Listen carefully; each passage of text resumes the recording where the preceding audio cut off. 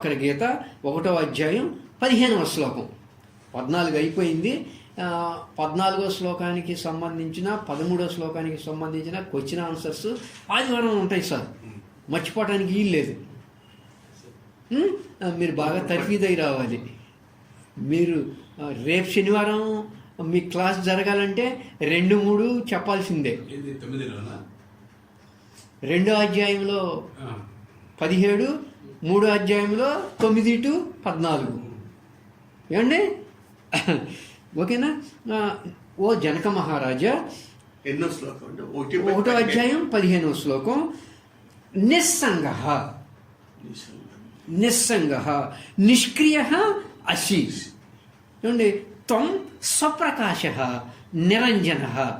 అంటే ఓ జనక మహారాజా, త్వం నీవు, నిస్సంగః ఏ సంగత్వము లేనివాడవు, నిష్క్రియ నేను కర్తను నేను భోక్తను అనేటువంటి వ్యవహారం కూడా లేనివాడవు, స్వప్రకాశ నువ్వు ఒక స్వప్రకాశకుడివి. స్వప్రకాశకుడివి అంటే దేన్నైనా నువ్వు వెలిగించాల్సిందే కానీ నిన్ను వెలిగించేవాళ్ళు ఎవరు లేరు. పాయింట్ అర్థమైందా? దేన్నైనా, మనసునైనా సరే దేహాన్ని అయినా సరే దేన్నైనా నువ్వు ప్రకాశింపజేయాలే కానీ మనసు కానీ దేహం కానీ ఏది కూడా నిన్ను ప్రకాశింపజేయలేదు. అటువంటి స్వప్రకాశకుడి నువ్వు. నెక్స్ట్ నిరంజన. అంజన అంటే అంటుకోవడం, నిరంజన అంటే ఏ దోషాలు ఏ మలినాలు లేనివాడివి నువ్వు. ఏమండి? ఏ దోషాలు లేనివాడివి నువ్వు. ఈరోజు ఒక ముఖ్యమైన శ్లోకం చెప్పాలండి. ఒకసారి మళ్ళీ ఒక నిమిషంలో జ్ఞాపకం చేయండి, మర్చిపోతాడేమో. ఏమండి? నిస్సంగః నిష్క్రియః అసి త్వం స్వప్రకాశ నిరంజనః. ఓ జనక మహారాజా, నువ్వు ఎలాంటి వాడివి? నిరంజనుడివి అంటే చెప్పండి.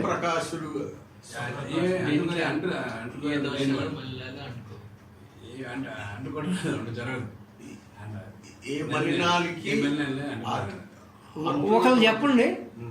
ఏ దోషాలు ఏ మల్లను అంటుకునేవాడు. ఇంకా అంటే 4 రావాలి.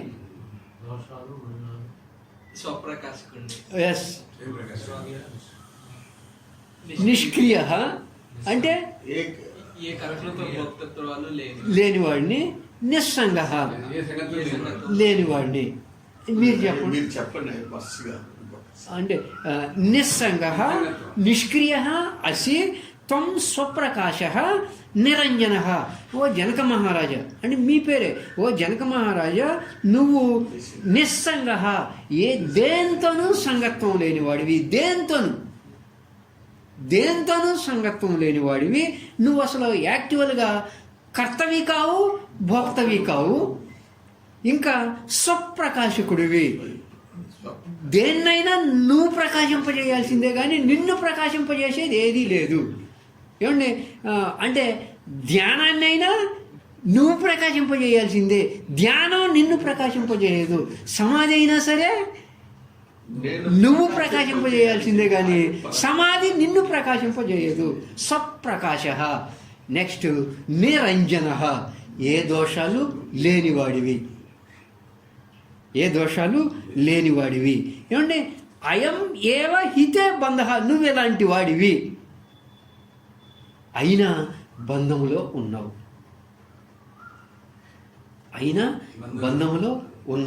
ఎందుకు? సమాధిం అనుతిష్టసి.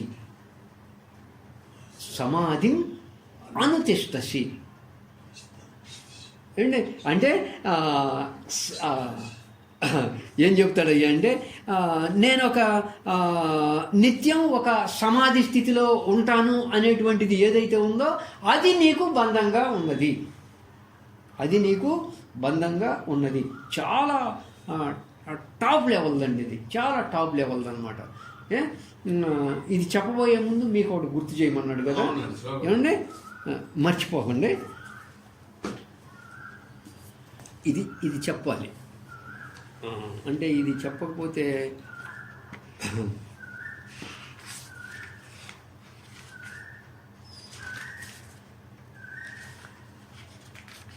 మీరు కొంచెం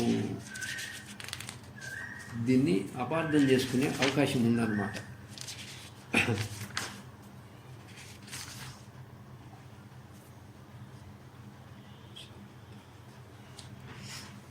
సార్ ఒక 10 నిమిషాలు లేట్ అయినా పర్లేదు. ఏం పర్లేదు, ఈ శ్లోకం పూర్తి చేసుకోండి అంటారు.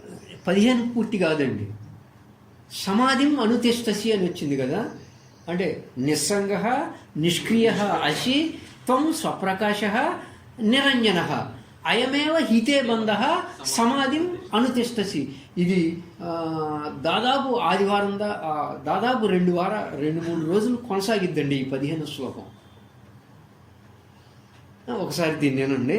అష్టావక్రుడు ఏం చెబుతాడయ్యా అంటే, నువ్వు అబ్బాయి నువ్వు ఒక నిత్య ధ్యాన స్థితిలో ఉండు, అంటే నువ్వు ఒక నిత్య ఆనంద స్వరూపంగా ఉండు.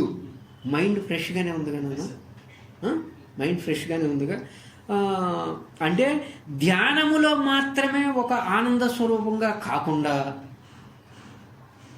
సమాధిలో ఉన్నప్పుడు మాత్రమే ఒక ఆనంద స్వరూపంగా కాకుండా జీవితం అంతా అంటే జాగ్రత్తలో కూడా ఒక ఆనంద స్థితిలో చిదాకాశ స్వరూపంగా, అంటే ఒక ఆనంద స్వరూపంగా ఒక నిత్య ధ్యాన స్థితిలో ఉండమని చెబుతాడు. సారాంశం అంతా అదే ఉంటుంది. మనకి ఎన్ని అధ్యాయాలు చూసినా సారాంశం అంతా ఏముంటుంది? ఒక నిత్య ధ్యాన స్థితిలో. అంటే నువ్వు ఒక పుస్తకం చదివినప్పుడు, ఒక బోధ విన్నప్పుడు, ఒక ధ్యానం చేసినప్పుడు, ఒక సమాధిలో ఉన్నప్పుడు మాత్రమే కాకుండా జాగ్రత్త అవస్థలో ఉన్నప్పుడు అంతా కూడా నువ్వు ఒక నిత్య ఆనంద స్వరూపంగా, నువ్వు ఒక నిత్య ధ్యాన స్థితిలో ఉండాలి అని చెప్తాడనమాట. ఈ సారాంశం అంతా కూడా అంటే నిత్య ధ్యాన స్థితిలో మనం ఎప్పుడు ఉన్నట్లు అంటే, నిత్య ధ్యాన స్థితిని పొందటం అంటే అవతలి తీరానికి చేరటం. సూర్యనారాయణ గారు బాగా వినండి, ఈరోజు భలే వచ్చారు సూర్యనారాయణ గారు. నిత్య ధ్యాన స్థితిని పొందటం అంటే అవతల తీరాన్ని చేరటం. అంటే ఈయన సారాంశం అంతా ఏం చెప్తాడు? నువ్వు అవతల తీరానికి చేరాలి అని చెప్తాడు అనమాట. ఎప్పుడు నువ్వు ఎక్కడే ఉండాలి అని, ఎక్కడే ఉండకూడదు అని చెప్తాడు అనమాట. ఈయన బోధ అంతా అట్లా ఉంటుంది. ఏమండి, నదిలో అవతల తీరానికి చేరటం ఒక నిత్య ధ్యాన స్థితి అనుకోండి. నదిలో అవతలి తీరానికి చేరటం ఒక నిత్య ధ్యాన స్థితి అనుకోండి. ఒక పడవెక్కి అవతల తీరానికి వెళ్తాం కదా మనం, ఓకేనా సార్? ఓకేనా? ఈ పడవ ఎక్కి వెళ్ళటం అనేది అభ్యాసాలు, ప్రక్రియలు, గ్రంథ ప్రకటనలు, బోధలు వినటం. అర్థమైందా? మనం అవతల తీరానికి చేరాలి పడవెక్కి. ఏమంటే ఈ సాధనలు అంటే ధ్యానం కానీ, సమాధి కానీ, బోధలు వినటం కానీ, గ్రంథ పఠనాలు కానీ, ఏమన్నా కానివ్వండి, ఇవన్నీ కూడా ఈ శాస్త్ర బోధలు, ప్రసంగాలు, మళ్ళీ ఇంకా నేర్చుకోవడం, ఇవన్నీ కూడా పడవ ప్రయాణం లాంటివి. బాగా అర్థమవుతుందా సార్? పడవ ప్రయాణం లాంటివి. ఆ పడవెక్కి అవతల తీరానికి చేరుకున్నాం. ఈయన చెప్పేది ఏంటి? అవతల తీరానికి చేరాలి అని. ఆ పడవెక్కి అవతల తీరానికి చేరాం. అవతల తీరానికి చేరుకోవడం అంటే ఒక నిత్య ధ్యాన స్థితి పొందటం. బాగా ఏనండి సార్, ఒక నిత్య ధ్యాన స్థితిని పొందటం అంటే నీ స్వరూప స్థితిని తెలుసుకుని, ఏంటో రాష్ట్రాల నీ స్వరూప స్థితిని తెలుసుకుని, నువ్వు ఒక ఆనంద స్వరూపంగా తెలుసుకుని జీవితమంతా ఆనంద స్వరూపంగా ఉండటం. ఏమండి, అవతల తీరానికి చేరుకోవడం అంటే బాగా వినండి. కానీ అవతల తీరానికి చేరాక పడవ అవసరం ఉంటుందా ఉండదా? అవసరం ఉండదండి. పడవ అవసరం ఉండదు. అవతల తీరాన్ని చేరడమే మీ లక్ష్యం. నదిలో యువతలో ఉన్నాం, మనం అవతల తీరానికి చేరాలి. అవతల తీరం నిత్య ఆనంద స్వరూపంగా ఉండటం, నిత్య ధ్యాన స్థితిలో ఉండటం. అర్థమైందా చిన్నడా? ఓకేనా? పడవెక్కాం, అవతల తీరానికి చేరాక ఇంకా పడవ అవసరం లేదు కదా. అంటే అవతల తీరాన్ని చేరడం నీ లక్ష్యం. పడవలో ఉండటం నీ లక్ష్యమా? అవతల తీరాన్ని చేరడం నీ లక్ష్యమా?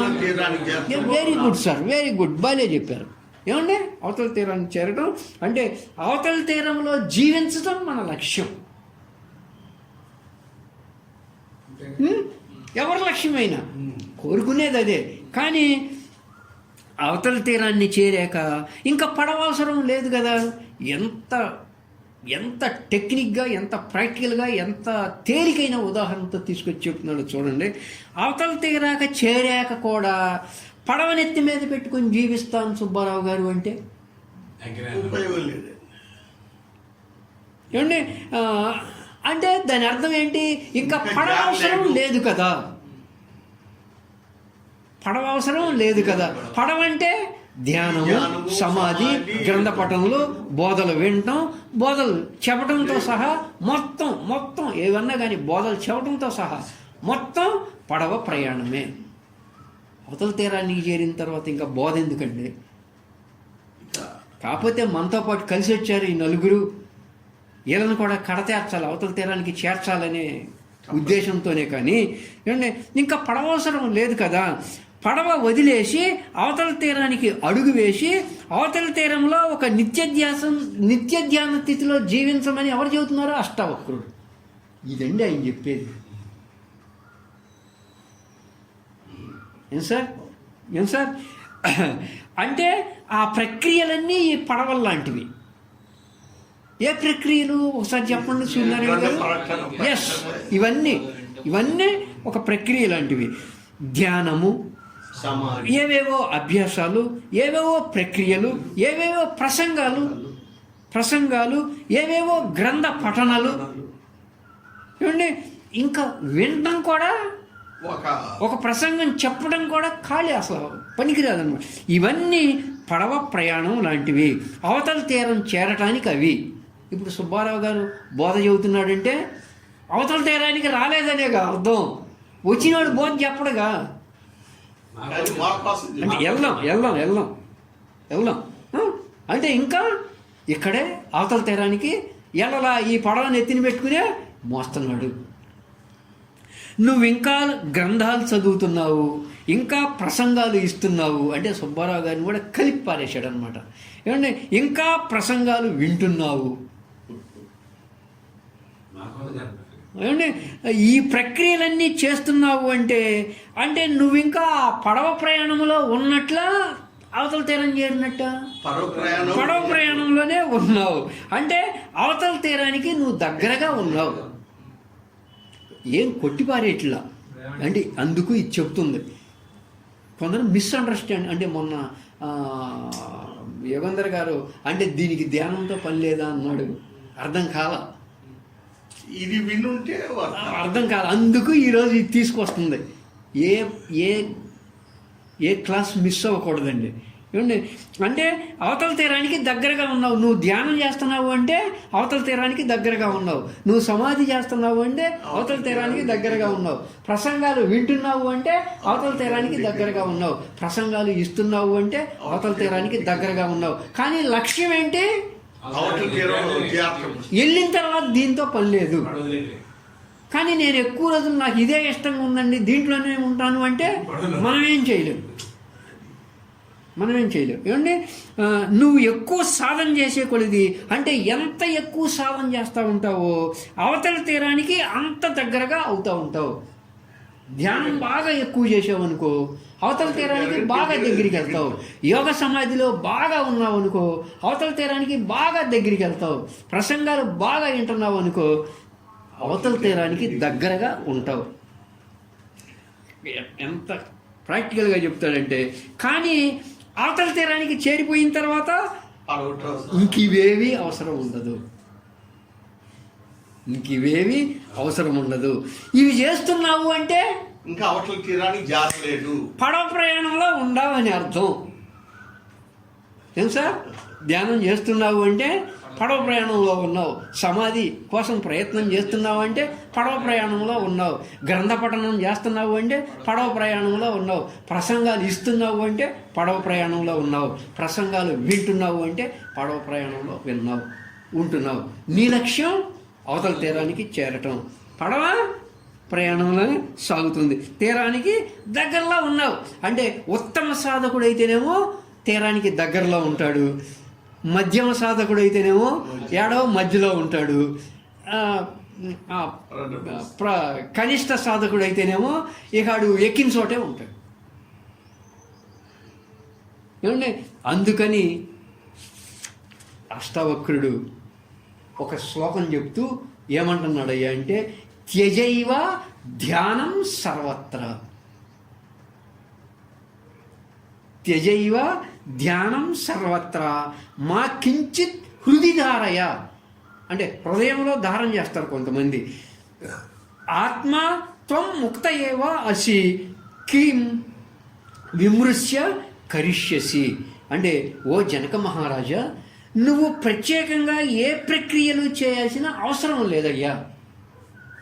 ఏమండి, ఇంకా కూడా మీ మనసులో ఒక ఘాట్ ఉంది, ఆ ఘాట్ని తీసేయబోతున్నాడండి. ఓ జనక మహారాజా, నువ్వు ప్రత్యేకంగా ఏ ప్రక్రియలు చేయాల్సిన అవసరం లేదు. నువ్వు అవతల తీరం అనేటువంటి నిత్య ధ్యాన స్థితి, నిత్య ఆనంద స్థితిని తెలుసుకుంటే, అంటే జాగ్రత్తలో ఉన్నప్పుడు కూడా లక్ష్యం అండి, జాగ్రత్తలో ఉన్నప్పుడు కూడా ఒక ఆనంద స్వరూపంగా, ఏమంటే నువ్వు ఒక అనుభూతి పొంది తెలుసుకుంటే ఇక ప్రత్యేకంగా ఏ ప్రక్రియలు చేయాల్సిన అవసరం లేదని అష్టావక్రుడు చెబుతున్నారు. అందుకని అభ్యాసాలు, ప్రక్రియలు, ఓ జనక మహారాజా నువ్వు చేసింది చాలు, నువ్వు చేసింది చాలు, వదిలిపెట్టు అని చెబుతున్నాడు. ఏమండి, ఎంతో వాత్సల్యంతో జనక మహారాజుకి ఇక్కడ అంటాడనమాట. అంటే ఈ శ్లోకం చదువుతున్నప్పుడు సుబ్బారావు గారి కళ్ళెమిటే నీళ్లు తిరిగి ఈ డైలాగ్ వాడుతున్నాడు అనమాట. అందుకని ఎంతో వాత్సల్యంతో, ఎంతో ఆప్యాయంతో శిష్యుడికి చెబుతున్నాడంటే, రా అవతల తీరానికి రా తొందరగా అని అర్థం అనమాట. అబ్బాయి అవతల తీరానికి తొందరగా వచ్చేసేయి అంటే పడవ దిగి అవతల తీరానికి తొందరగా వచ్చేసేయి. వదిలేయమంటే అర్థం ఏంటి? ఏమంటే అవతల తీరానికి రా, వచ్చి నిత్య ధ్యాన స్థితిలో, నిత్య ఆనంద స్థితిలో ఉండు అంటున్నాడు అష్టావక్రుడు. కానీ మనం ఏమంటాం? నాకు ఆ పడవే బాగుంది అంటాం. ఏమండి, ఇంకా కొన్నాళ్ళు పడవలోనే ఉంటా అంటాం మనం. ఏమండి, అంతరంగం ప్రభావితం అయిపోతుంది. ఇందాక ఏమండి అయిపోయిందా లేదా? ఏమండి, పడవలోనే ఉంటానంటాం. అందుకే గురువు గారు పిలిచి నీకు ముక్తిని ప్రసాదిస్తానురా అంటే, ఇది కాదు ఇంకా చక్కబెట్టుకోవాల్సినవి చాలా ఉన్నాయి అంటారు. గురువు గారు ఏం చేస్తాడు, ఒకసారి ఇతనికి కామక్రోధాలన్నీ నశించినయా లేదా, అంతరంగం ఎలా ఉంది అని టెస్ట్ చేయడానికి రైజ్ చేస్తాడనమాట నిన్ను. ఇందాక ఏం చేసామండి? మీకేం జరిగింది? ఏమండి, నా సంచి దాస్తారా అని లేగిస్తే,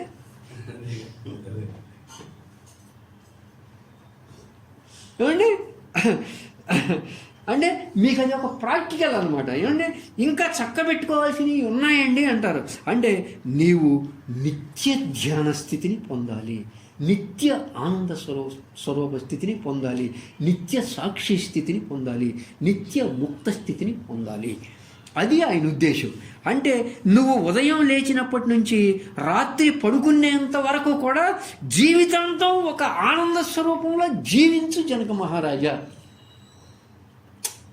ఎట్లా ఉంది సార్?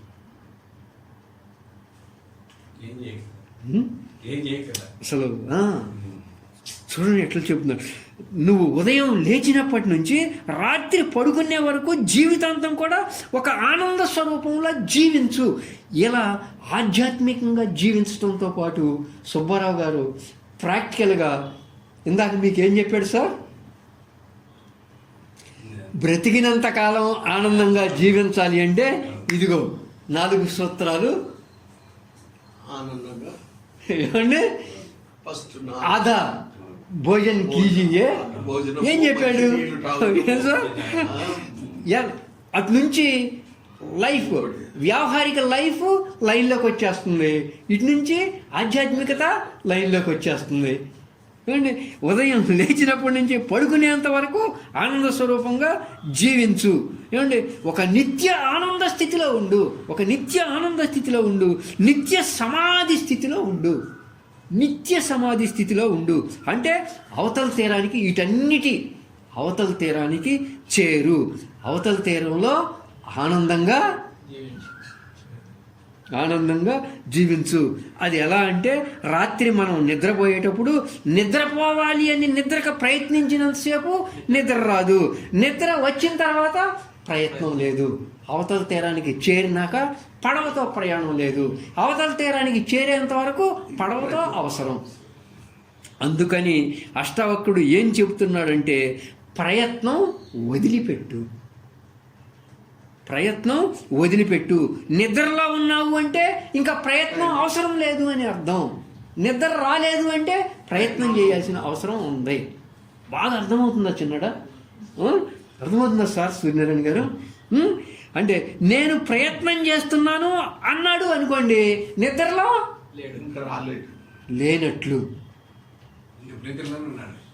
అవతల తీరంలో లేనట్లు, పడవ ప్రయాణంలో ఉన్నాడు. దీనికండి అష్టవక్ర గీత వస్తుంది మొత్తం దీనికోసం అండి. ప్రయత్నం చేస్తున్నాను అన్నాడు అంటే నిద్రలో లేనట్లే కదా. నేను ఇక ఇప్పుడు పడుకొని నేను నిద్ర కోసం ప్రయత్నిస్తున్నాను అంటే నిద్రలో లేడని అర్థం. పడవ ప్రయాణం చేస్తున్నాను అంటే అవతల తీరంలో లేనని అర్థం. నిద్ర కోసం ప్రయత్నం చేస్తున్నాను అంటే నిద్రలో లేడని అర్థం. ఒకసారి నిద్ర వచ్చినాక ప్రయత్నంతో పని లేదు. ఎట్లా ఉందో సార్ మీకు అసలు? బరాబరి మీ దయ వల్ల ఇది ఈరోజు మళ్ళీ రాశాడు వినగలిగే ఇది వచ్చింది. ఏమండి అలాగే నువ్వు అభ్యాసాలు ప్రక్రియలు ఇంకా చేస్తున్నావు అంటే నిత్య ధ్యాన స్థితిని పొందలేదు. నీ స్వరూప స్థితిని నువ్వు పూర్తిగా అనుభూతి పొందలేదు అని అర్థం. ఏమండి అనుభూతి ఏమంటే ఒకసారి శూన్యస్థితి పొందితే నీ కోపం వచ్చిద్దా? నీ అంతరంగం ప్రభావితం అయ్యిద్దా? ఒకసారి నిత్య ఆనంద స్థితిని పొందావు అంటే నువ్వు దేనికన్నా ప్రభావితం అయిపోతావా? అవ్వవు కదా.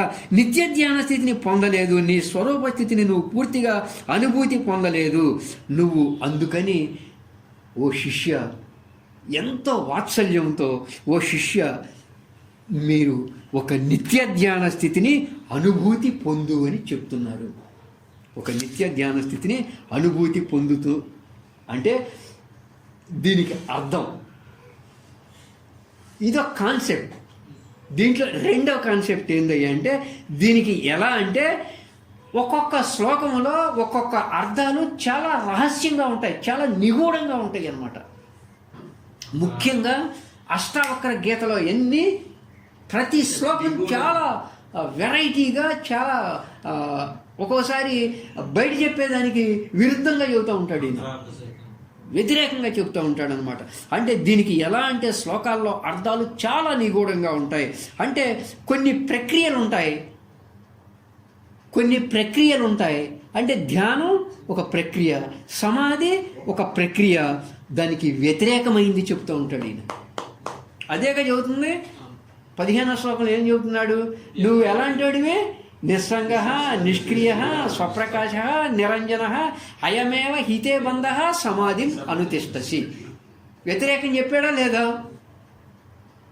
ఏమండి అంటే అందుకే అష్టావక్రుడు అందరికీ అర్థం కాడు. అష్టావక్ర గీత దగ్గరికి అందరు వెళ్ళరు. అందుకే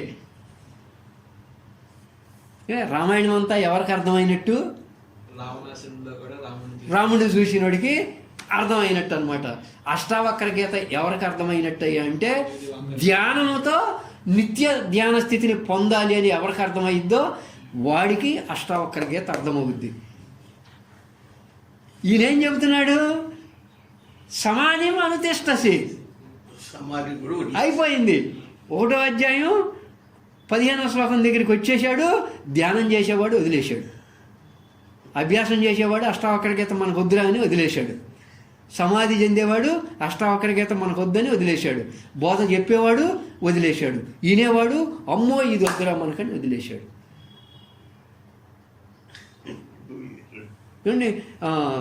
ఏం చెయ్యాలో దానికి వ్యతిరేకం చెప్తాడు ఈయన.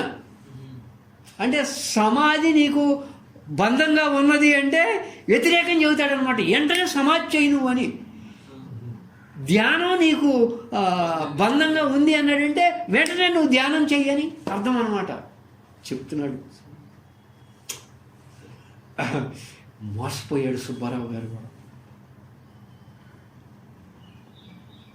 అంటే ఏం చేయాలో దానికి వ్యతిరేకం చెప్తాడనమాట.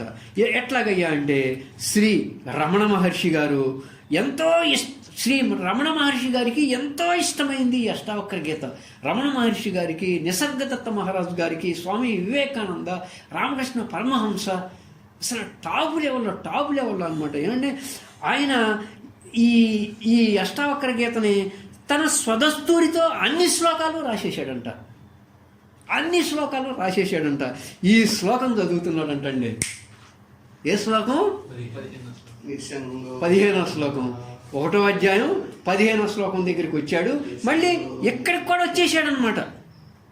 అలా వాళ్ళు మామూలు వాళ్ళు కదా, మనలా కాదు కదా. ఏమంటే ఈ శ్లోకం చదువుతున్నప్పుడు ఏమన్నాడు ఈ శ్లోకంలో? త్యజైవ ధ్యానం సర్వత్ర. త్యజైవ ధ్యానం సర్వత్ర. ధ్యానాన్ని విడిచిపెట్టేసేయి. ఇది చదవంగానే అరుణాచలం కొండల్లోకి వెళ్ళిపోయి విపరీతమైన ధ్యానంలో కూర్చుంటాడంటండి. జస్ట్ ఆ శ్లోకంలో 2వ బిట్ దగ్గరికి కూడా రాడు. ఆత్మాత్వం ముక్త ఏవసి కి విమృశ్య కరిష్యసి అనే దగ్గరికి రాడంట. ఎప్పుడైతే చదైవ ధ్యానం సర్వత్ర అని వచ్చేసిందో బుక్ పక్కన పడేసి అరుణాచలం కొండల్లోకి వెళ్ళిపోయి ధ్యానంలో కూర్చుంటాడు. ఇక్కడేమో ఈయన చెబుతుంది ధ్యానం విడిచిపెట్టు, ఆయన చేసింది వెంటనే కొండపైకి వెళ్ళిపోయి ధ్యానంలో కూర్చుంటాడు. అర్థమవుతుందా? ఏం సార్? తర్వాత మా కించిత్ హృదయధార, ఆయనకి హృదయంలో దారం చేసే అలవాటు ఉందన్నమాట. అంటే హృదయంలో ఏ ధారణ చేయవద్దు అంటాడు. దీంట్లో మా కించిత్ ఏ కొంచెం కూడా నువ్వు హృదయంలో ధారణ చెయ్యొద్దు అంటాడు. అంటే అది చెయ్యవద్దు అని ఉంటుంది. ఇది చదవంగానే రమణ మహర్షి తన హృదయం అంటే ఎక్కడ? ఇది కాదు సుమ, తన హృదయంలో అంటే భూమధ్య స్థానంలో పెదవుల నుంచి కంఠం వరకు ఉన్నటువంటి మనం నేర్చుకున్న లక్ష్మణుల వారి బోధలో నువ్వు అక్కడ ఒక సాక్షి స్వరూపంగా ఉండు అని అర్థం అనమాట. హృదయధారం చేయొద్దు అంటే వెంటనే ఈయన హృదయధారంలో ఉంటాడు. ఏ కొంచెం కూడా చెయ్యొద్దంటే విపరీతంగా ఉంటాడంటే ఈయన. త్యజైవ ధ్యానం సర్వత్ర అంటే రమణ మహర్షి వెంటనే కొండల్లోకి వెళ్ళి ధ్యానం చేశాడు. మాకించిత్ హృదయధారణ అంటే ఆయన వెంటనే వెళ్ళి ధారణ చేశారు. అంటే అక్కడ అర్థం ఏంటి చెప్పండి?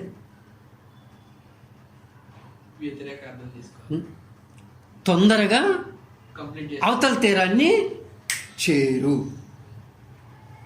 ధ్యానంలో నువ్వు ఏ లక్ష్యాన్ని పొందాలో, ఒక నిత్య ఆకాశ స్థితిని పొందాలి, నువ్వు అనేక ముసుగుల్ని తొలగించుకోవాలి.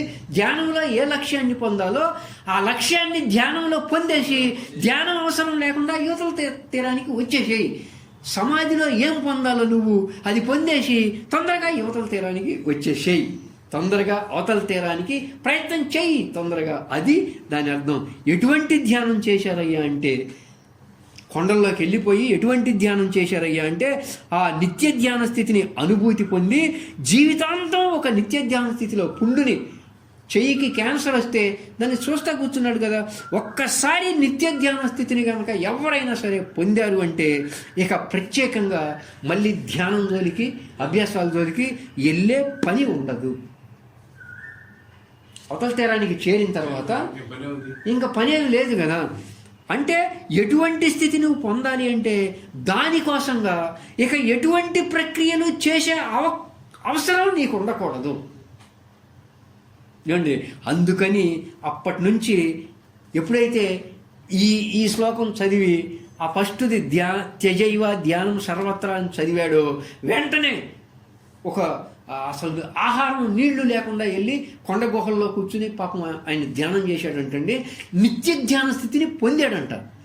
నిత్య ధ్యాన స్థితిని పొంది కొండ కిందకి దిగొచ్చి అంతరంగం ఫెయిల్డ్ కాకుండా అంటే అక్కడ ఆయన నిత్య ధ్యాన స్థితిని పొంది జనం ఎమ్మటే ఉన్నప్పుడు కొండ మీదకి వెళ్ళటం ఎలా వెళ్ళేవాడు, కొండ మీద నుంచి దిగటం కూడా అలాగే ఉండేవాడంట. మనుషుల్లో ఉన్నప్పుడు ఎలా ఉండేవాడు, కొండ మీదకి వెళ్తున్నప్పుడు కూడా అలాగే ఉండేవాడంటండి. ఎక్కడ అంతరంగం ఫెయిల్డ్ కాకుండా. రమణ మహర్షి గారి జీవిత చరిత్ర చెప్పుకుంటాం ముఖ్యం కాదు, లక్ష్మణుల వారి జీవిత చరిత్ర చెప్పుకుంటాం ముఖ్యం కాదు. లక్ష్మణుల వారు ఎలా ఉన్నాడో తెలుసుకుని ఆయనలాగా జీవించటం ముఖ్యం. రమణ మహర్షి గారి జీవిత చరిత్ర చెప్పడం ముఖ్యం కాదు, ఆయన ఎలా ఉన్నాడో అలా ఉండటం ముఖ్యం. ఆదిశంకరాచార్యుల వారి జీవిత చరిత్ర చెప్పుకోవడం ముఖ్యం కాదు, ఆయన ఎలా ఉన్నాడో అలా ఉండటం ముఖ్యం అని సుబ్బారావు గారి అభిప్రాయం. ఏమండి, అప్పటి నుంచి రమణ మహర్షి గారి జీవితంలో ఇంకా ప్రక్రియలు చేయాల్సిన అవసరం లేదు. అసలు ధ్యానం చేసినట్టు ఎప్పుడన్నా కనపడలా ఆయన. లేదండి, ఆయన ధ్యానం చేస్తున్నట్టుగా ఎప్పుడు లేదు. ఆంజనేయ స్వామినన్నా ఉంది, శివుడినన్నా ఉంది, ఎవరినన్నా ఉంది, కానీ ఆయన ధ్యానం చేసినట్టు అసలు ఎక్కడ ఫోటో కూడా లేదండి. ఏమండి, అవసరం లేదు. నిత్య ధ్యాన స్థితిలోనే ఉంటారు. చివరిలో మృత్యువును కూడా చిరునవ్వుతో సాక్షి స్వరూపంగా చూస్తారు. దేహానికి మృత్యు వస్తుంది. 14వ శ్లోకం చెప్పుకున్నాం. ఎంత ఏమండి, దేహానికి మృత్యు వస్తుంది. ఆ దేహాన్ని, మనిషిని ఒక సాక్షి స్వరూపంగా చూస్తారు. అంత నిత్య ధ్యాన స్థితిలో ఉంటారు ఆయన. ఎప్పుడు అలా మౌనంగా ఒక చిదానంద స్వరూపంగా ఉంటారు. కానీ ఆ స్వరూప స్థితి ఎలా పొందగలిగారు? ధ్యానం వల్లే కదా, సమాధి వల్లే కదా. త్యజైవ ధ్యానం సర్వత్రా అన్నాడు. ఆ పుస్తకం అక్కడ పడేసి వెంటనే వెళ్ళిపోయి నిత్య ధ్యాన స్థితిని పొందాడు. ఆ నిత్య ధ్యాన స్థితిని దేనివల్ల పొందాడు? ధ్యానం వల్ల పొందాడు, సమాధి వల్ల పొందాడు. ఏమండి, ధ్యానం చేశా కదా. అందుకని ధ్యానం యొక్క ఉన్నతమైన స్థితికి వెళితే ఆ నిత్య ధ్యాన స్థితిని పొందుతాం. ఎప్పుడు పొందుతాం? ధ్యానం యొక్క ఉన్నతమైన స్థితికి. ఉన్నతమైన స్థితికి అంటే నిసర్గదత్త మహారాజ్ ఏం చెప్తాడయ్యా అంటే, నిసర్గదత్త మహారాజ్ కాదు, ఓషో గారు ఏం చెప్తాడయ్యా అంటే, ధ్యానం గురించి ఒక్క మాట డైలాగ్ చెప్పి వదిలిపెట్టేస్తాడనమాట. ధ్యానంలో నేను ఎలా ఉండాలి, దేన్ని లయం చేసుకోవాలి, దేన్ని ఎలా ఉండాలి అంటే, ధ్యానంలో ఎలా ఉండాలి అని అడగబోకు ఓషో గారు అనమాట. ధ్యానం ఎలా చెయ్యాలి, ఏమేం చెయ్యాలి అని అడగబోకు, ఎలా ఖాళీగా ఉండాలి అని అడుగు. ఇప్పటి వరకు మనం చేసింది ఏంటి? ధ్యానంలో దేన్ని పడగొట్టుకోవాలి, దేన్ని ఏం చెయ్యాలి అని చేశాం. మహాత్ముల సీక్రెట్ ఏంటి? దేన్ని ఖాళీ చెయ్యాలి, ఎలా ఖాళీ చెయ్యాలి చెప్పు నాకు. మీరు అడగండి సార్, ఎలా ధ్యానం చెయ్యాలి అని అడగద్దు, ఎలా ఖాళీ అవ్వాలో అడుగు.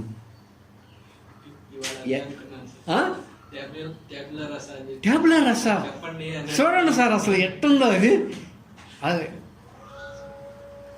చాలా ఉన్నాయండి సుబ్బారావు గారి దగ్గర.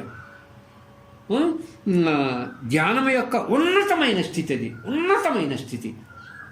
వెళితే ఆ నిత్య ధ్యాన స్థితిని పొందుతాం. అవతల తీరం అంటే అది. ఏమండి, అలాగే హృదయ ధారణ. ఎంత హృదయాన్ని ధారణ చేశారు అంటే మళ్ళీ ఇంకా చేసే అవకాశం లేదు. అసలు ధ్యానం ఏమన్నా చచ్చేదాకా ధ్యానం ఎలా చేస్తామండి? చచ్చేదాకా సమాధి ఎలా చేస్తాం? ఒక్కసారి నిత్య సమాధి స్థితిని ధ్యానం ద్వారానో సమాధి ద్వారానో పొందాము అంటే ఇంకా సమాధితో నాకు పని లేదు, ఇంకా ధ్యానంతో నాకు పని లేదు, ఇంకా బోధ ఇవ్వటంలో నాకు పని లేదు, ఇంకా బోధ వినటంలో నాకు అవసరం లేదు.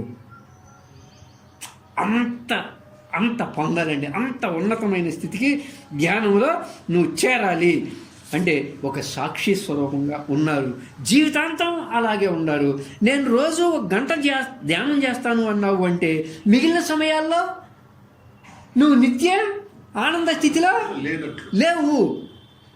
1 గంట నేను ధ్యానం చేస్తాను అన్నావు అంటే మిగిలిన సమయాల్లో నువ్వు నిత్య ధ్యాన స్థితిలో లేవు, నిత్య ఆనంద స్థితిలో లేవు.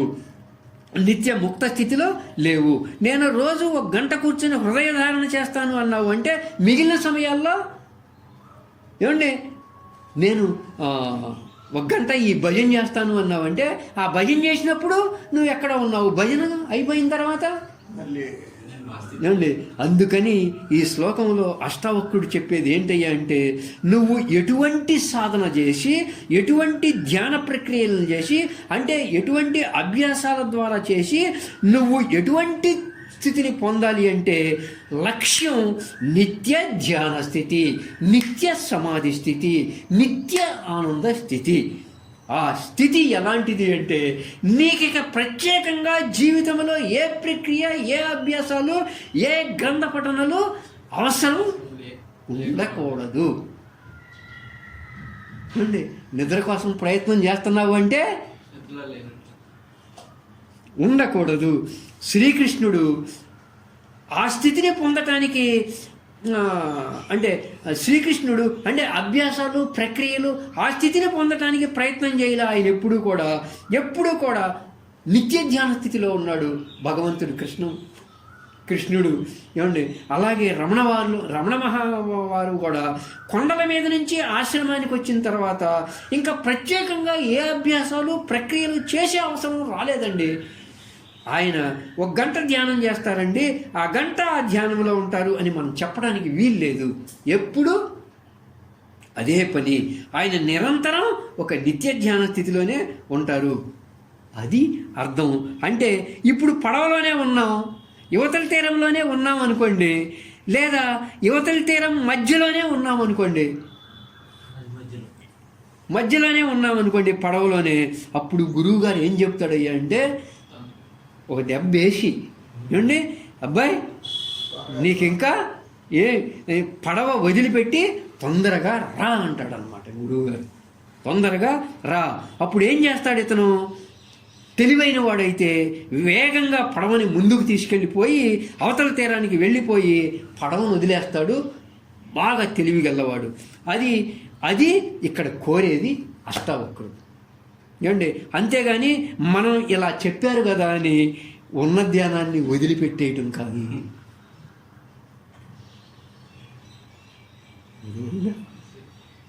బాగా ఏమైందా సార్?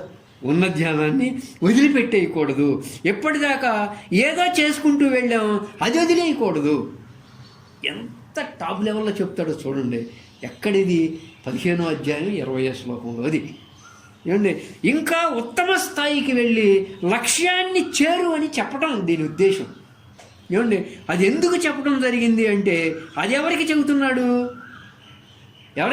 అష్టావక్రుడు? జనకుడికి. జనకుడు అప్పటికే మహాజ్ఞాని. ఎలాంటి వాడు అసలు? అప్పటికే అబ్బో కొంతమంది ఋషులు, సన్యాసులు వాళ్ళ దగ్గర బోధ అయిపోయిన తర్వాత ఇక నా చివరి అంకం ఏంటంటే నువ్వు జనకుడి దగ్గరికి వెళ్ళిరా అంటారనమాట. వ్యాసుడు సుఖబ్రహ్మ అడిగినటువంటి క్వశ్చన్కి సమాధానం చెప్పలేకపోతే ఈ వ్యాసుడు జనక మహారాజు దగ్గరికి వెళ్ళు అంటాడనమాట. ఒక బ్రహ్మాండమైనటువంటి రాజుతోకి. ఏమంటే జనకుడి ముందు మనం ఏం చదువుతామండి? ఒక బ్రహ్మాండమైనటువంటి రాజయోగి అతనికి చెబుతున్నాడండి. ప్రాచీన భారతదేశంలోని అందరి రాజుల్లో అత్యుత్తమ రాజు అవడం వల్ల అప్పటికే అతను ఒక నిత్య ధ్యాన స్థితిలో ఉండటం వల్ల శిష్యుడికి ఎంతో వాత్సల్యంగా చక్కగా చెప్పడం జరిగింది. ఎందుకంటే వాళ్ళిద్దరూ అవతల తీరంలో ఉన్నారు. మిగతా ఉపనిషత్తులు, భగవద్గీత అవి ఒక ఆయన ఉత్తమ స్థితిలో ఉన్నాడు, ఒక ఆయన కింద ఉన్నాడు. ఇక్కడ ఇద్దరు ఉత్తమ స్థితిలో ఉన్నటువంటి ఇద్దరు సంభాషణ అష్టావక్ర గీత. ఏం సార్? అలా కాకుండా ఏదో గురువు శిష్యుడు పడవలో కూర్చొని మాట్లాడుకుంటున్నారు అని కాదు, కాలక్షేపంగా. ఏమండి అనుకోకండి, ఈ ధ్యానం చెయ్యి, ఆ ధ్యానం చెయ్యి అని మాట్లాడుకుంటూ ఉంటారు. పడవలో కూర్చున్నాళ్ళు, పడవలో ఉండాళ్ళు ఏం చేస్తారు? ఈ ధ్యానం చేయి, ఆ ధ్యానం చేయి అలా చెప్తూ ఉంటారు. అంటే అవతల తీరంలోనే వీళ్ళిద్దరూ ఉన్నారు. అప్పుడు అవతల తీరంలో ఉన్న వారి మాటలు అలా ఉంటాయి. ధ్యానం త్యజైవ ధ్యానం సర్వత్ర మా కించిత్ హృదిదారయ. ఎందుకు అలా చెప్పాడు? రెండవ పదం ఇది వదిలేసి వెళ్ళిపోయాడండి రమణ మహర్షి వారు. ఆత్మాత్వం ముక్త ఏవ అసి, నువ్వు సచ్చిదానంద స్వరూపానివి, ముక్త స్వరూపానివి. 1వ అధ్యాయం నుంచి ఇప్పుడు దాకా సత్యనారాయణ గారు మనం వచ్చింది ఏంటి ఏమండి? ఎందుకు? నువ్వు ముక్త స్వరూపానివే. ఏం సూర్యనారాయణ గారు? ఒక ఆనంద స్వరూపానివి, నువ్వు ఒక ఆనంద స్వరూపానివి. నీ స్వరూప స్థితి ఏందయ్యా అంటే ఒక నిత్య ధ్యాన స్థితి. నువ్వు ఇప్పటికే ముక్తుడు అయి ఉన్నావు, నీకు ఏ బంధము లేదు. నీకు ఏదో బంధం ఉంది అనుకున్నావు అంటే నువ్వు భ్రమలో ఉన్నట్లు, నువ్వు భ్రమలో ఉన్నట్లు. కళ్ళ చూడండి, ఒక జైల్లో బంధింపబడి ఉన్నట్లు కల వచ్చింది అనుకోండి, అలాంటి భ్రమతో నువ్వు ఉన్నావు. జీవితంలో కూడా బంధం అనేది నువ్వేర్పరచుకున్న భ్రమ. అది నువ్వు ఇప్పటికే ముక్తుడవు అయి ఉన్నావు, ముక్తుడవు అయి ఉన్నావు. ఆత్మ త్వం ముక్త ఏవసి. 13వ శ్లోకంలో ఏం చెప్పారు మనకి? అద్వైత కూటస్థ బోధ.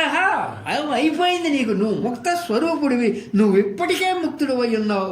నువ్వు ఒక నిత్య ధ్యాన స్థితిని పొంది ఉండు. నువ్వు ఆ స్థితిలో ఉన్నప్పుడు నీకిక ప్రత్యేకంగా ఏమండి ఏ అభ్యాసాలు ప్రక్రియలు అవసరం కూడా ఏమీ లేదు. నువ్వు ఏమి విచారించి పొందాల్సింది ఏమీ కూడా లేదు అని ఒక అత్యుత్తమ ఉన్నతోన్నతమైనటువంటి స్థితి గురించి చెబుతున్నాడు అష్టావక్ర మహారాజు గారు, మునీంద్రుడు. చూడండి ఎంత బాగుందో. ఇది తెలియక మనోశాస్త్రీయ వైజ్ఞానిక గ్రంథం దగ్గరికి 1000కి ఒక్కడే వెళ్తాడు. ఎందుకంటే వీడన్నింటినీ వదలమంటున్నాడు. ధర్మాన్ని వదలమంటున్నాడు, అధర్మాన్ని వదలమంటున్నాడు, సుఖాన్ని వదలమంటున్నాడు, దుఃఖాన్ని వదలమంటున్నాడు. ఇవన్నీ ద్వంద్వాలకు సంబంధించిన విషయాలు అంటున్నాడు. ఎట్లా వదలాలో అర్థం కావడం లేదు. ఓకేనా సార్? ఓకేనా? బాగా ఈ శ్లోకం